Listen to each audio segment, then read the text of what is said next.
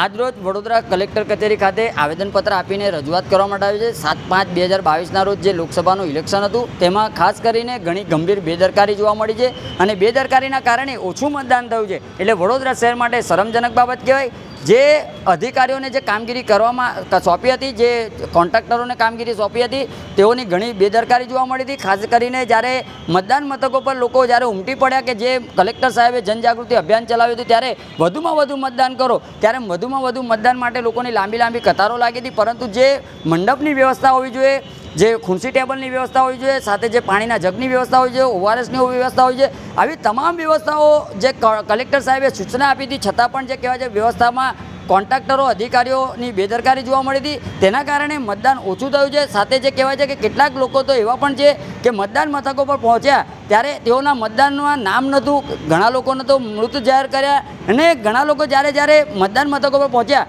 ત્યારે કેટલાક લોકો તો મતદાન કરી ગયા છે તેવું જાણવા મળ્યું। એટલે ઘણી ગંભીર બેદરકારી છે।